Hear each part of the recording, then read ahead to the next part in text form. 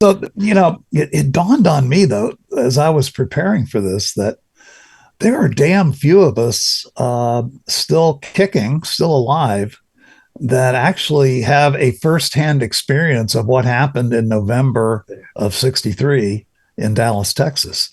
Billy Erfurth was either not born or, let's see, I think he might have been a very young child at that point.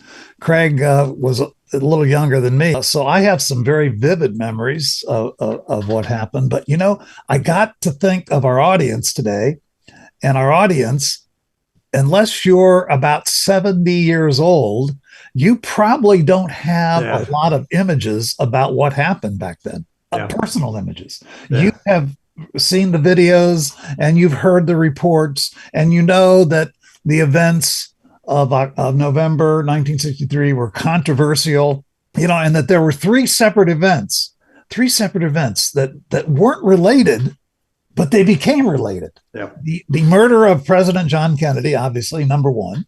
Number two, the murder of J.D. Tippit, who was a Dallas police officer on the same day as Kennedy was assassinated. And then 2 days later, the murder of the alleged assassin, Lee Harvey Oswald. The first murder ever caught on live TV.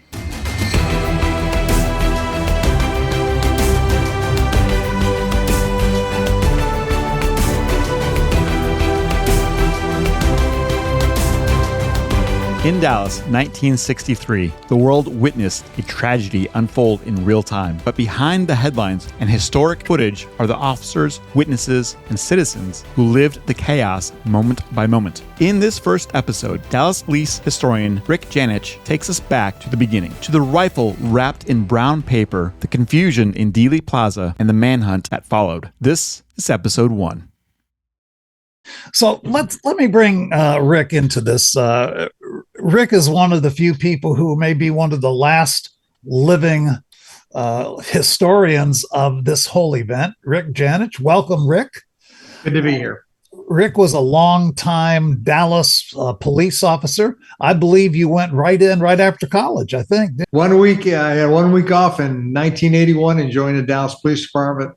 I served nearly 37 years with the Dallas Police Department. He was a cop, obviously, but he also had this passion for history, right? You actually became the historian for the Dallas PD. You became the head of the Dallas Police Museum. And I guess there aren't too many people still alive that have a memory of all of this, because you helped curate all this. There are a few, as you call the old guard, still around, but very, very few. Very, very few. I could probably count maybe a dozen officers that were involved in that incident, or will remember that incident, or somehow connected to the November 22nd incident. Yeah, there's a timeline here. I think that, as you pointed out, Dennis, that there's three major events that we're focused on when we think of November 22nd, November 24th. How in the hell did Oswald get a rifle into that building on the day of President Kennedy's motorcade? Before the shots at Dealey Plaza, the story actually begins that morning with a simple brown paper package in the backseat of a coworker's car. There is the question, the million-dollar question of everything. Why did the person that gave Lee Harvey Oswald a ride to work with a package wrapped up in brown wrapping paper, Oswald put it in the back of his car, and the person who gave him the ride just took it for Oswald's word and said, "Oh yeah, they're just curtain rods." And there is, if that would have, of course, if he would have elevated his suspicion a little bit, the man that gave him a ride, that would have changed history. But as we know, that never happened. And Oswald just walked into the school book depository with curtain rods, and the rest is history. By the time the motorcade turned onto Elm Street, Oswald was already in position inside the Texas School Book Depository. So the assassination occurred at 12:32, 12:36 p.m. And of course, all the chaos that was going on at the Dealey Plaza area. Oswald just slipped out the back door and made his way to his home at 1026 North Beckley. Just deposited his items at his rooming house and just took off on foot with his handgun. The next time Oswald popped up on the screen was the radar was at 1:20 when he made his confrontation with Officer Tippit at 10th and Patton. And he fled on foot and was captured maybe 7 to 10 minutes after that in the Texas Theater. They set up the witnesses were very helpful at the Tippit murder, leading the police department to Oswald in the Texas Theater, and the police department surrounded it because at that time, Oswald was always only wanted for the shooting of a Dallas police officer. And at that time, the citizens were very angry, and the police department was angry that one of their own was gunned down. So there was a heavy police presence at the Texas Theater, and Oswald was taken into custody. He was then transported to the police headquarters for the murder of Officer J.D. Tippit. And Jim got down to the headquarters and was interviewing Oswald for the murder of Tippit. And Will Fritz tapped on the window and got Jim's attention. And Jim was told that we're looking for a guy named Oswald for the shooting of the president. So it'd been a couple hours before Oswald was named president's assassin or alleged assassin at that point. Because of all the chaos that had gone on, they had to do an inventory of all the employees that were in the school book depository, and they found one person missing. It was Lee Harvey Oswald. And so, what was his motivation? What was his motive to kill Tippit? All the retirees I talked to said he was trying to flee the area. Oswald was trying to flee the area, and he didn't want to be captured. But did Tippit confront him? Was preventing him from escaping, or yes? How did that encounter take place? There's no real witnesses that saw the actual first encounter, how Tippit drew his attention to Oswald. A lot of the retirees believe that maybe he was walking towards Tippit and he suddenly turned around like people who have committed felonies do. And that drew the attention of Tippit, and Tippit actually pulled alongside of Oswald, and he told Oswald he wanted to talk to him through the vent window of the car, and Tippit parked his car and got out, and the confrontation occurred.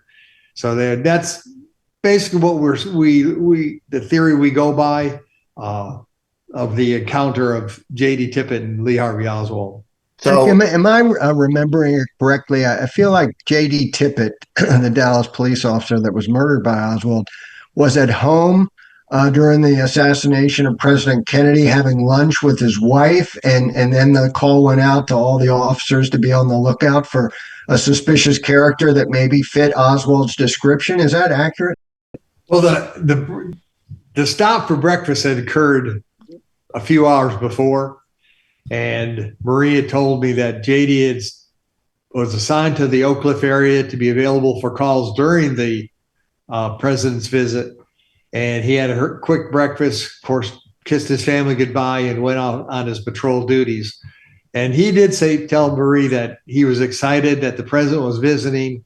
So there wasn't, the immediate call wasn't close to the meal time, but it was soon, a little bit after. Did Tippit know who he was looking for? I mean, did he have a description of somebody? There was a general description of a white male and height and weight, but not a specific clothing description that they were looking for.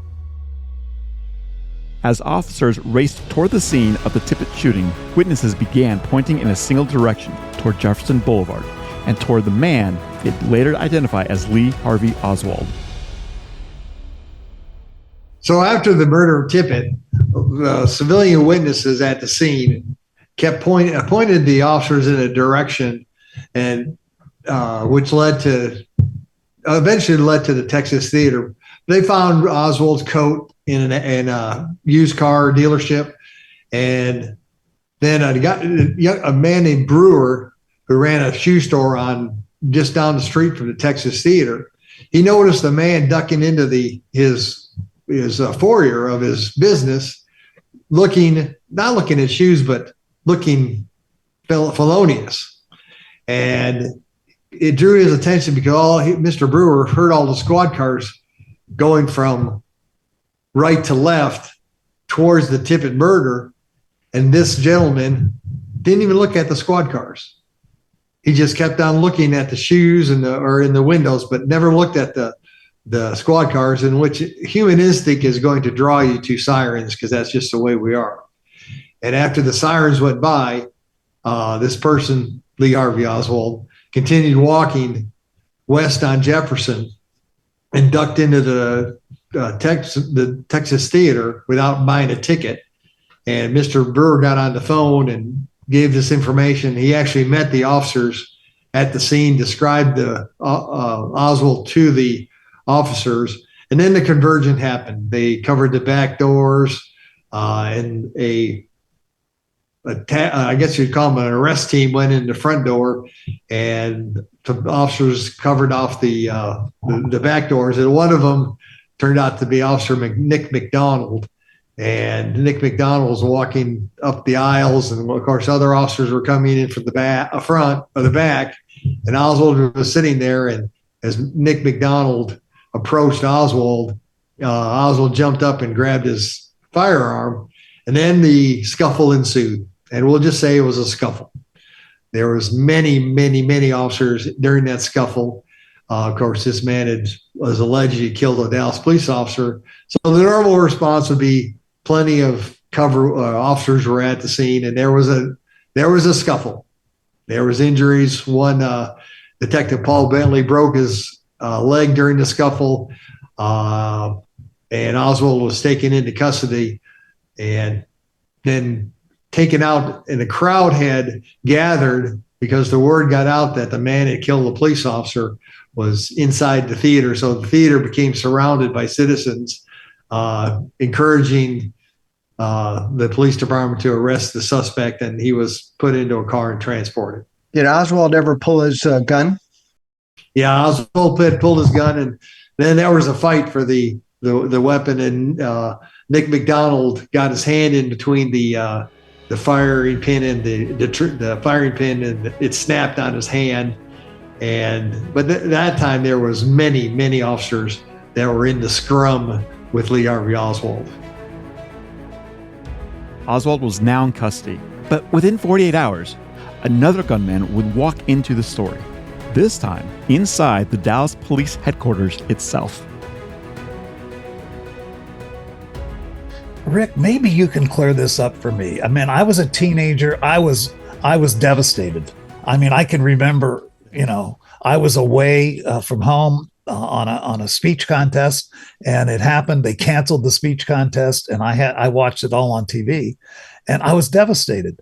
But the thing in later life, as I have been affiliated with police and affiliated with law enforcement for really most of my life, how is it that a civilian, an armed civilian by the name of Jack Ruby, gets into a highly secure, or what should be a highly secure area, and is able to take Oswald out, which was really the link that we had to what really happened on the 22nd? How did that happen? Well, of course, after the incident, there was an extensive investigation to find out how Ruby got into the basement. Right. And what the basic theory is in the Dallas Police Department is that Jack Ruby just happened to be there at the right time, took that split-second opportunity to walk down that ramp and intermingle within the media. He had, of course, made his Western Union transaction and was walking down towards and around the police station. Right. And there was one officer assigned to that ramp area. And this is Ruby's own words. when he saw that officer turn his back, Yeah. he took the opportunity just to walk down the ramp and intermingle with the news media, because he looked like a news media person, and he was, of course, well known, and he just took that opportunity to walk down that ramp and mingle. And of course, there was a time frame that they announced that the transfer was going to be made, and it was about at that time. So history just put Ruby at that right spot at the right place and time. I know for a fact that the Dallas Police Department did an extensive investigation on the Kennedy assassination. They did an extensive investigation of how Jack Ruby, or was there any Dallas police officers tied to how Ruby got into that basement.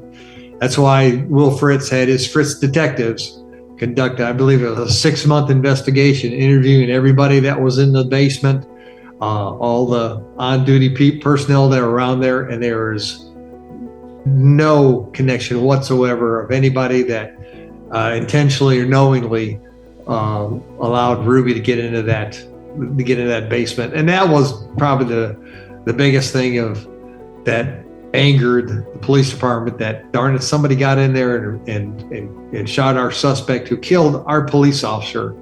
And it just the whole case went down the tubes.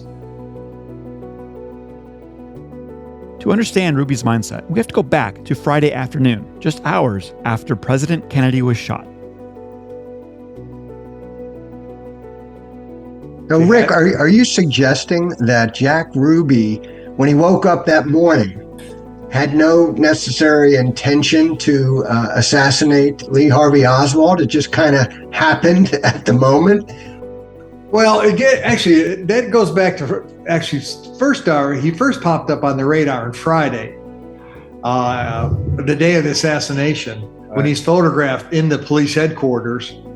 And one of the radio announcers gave us talk one time about how Ruby was down there on that Friday, and he was delivering sandwiches for the radio station that he was affiliated with, or somewhat affiliated with.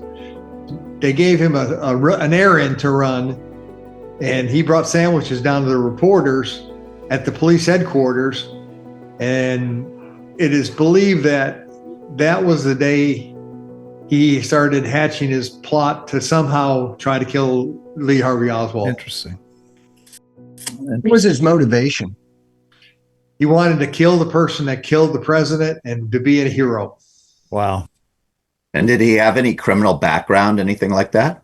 Yeah, he had criminal background, but it was mainly in vice, and because he did run some clubs in the area, so it wasn't no violent history that I'm aware of on his record.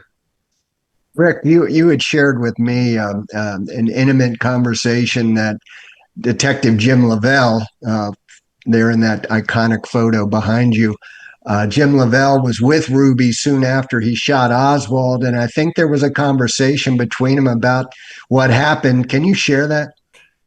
Yeah, Jim shared with me that on a day after they decided to transfer Ruby to the county jail, Jim was the transferring detective, and he asked Ruby, said, "Jack, why did you do it?"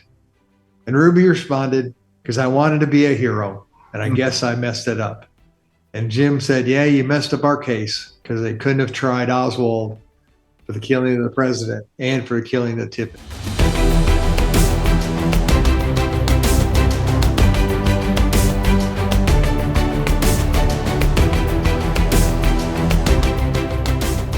Lee Harvey Oswald was now dead, and with him went the chance for a trial, or for answers the Dallas police hoped to uncover. In our next episode, we look deeper into the hours after Oswald's arrest, the breakdown inside the police headquarters, and the questions that have lingered for 60 years. Join us for episode 2.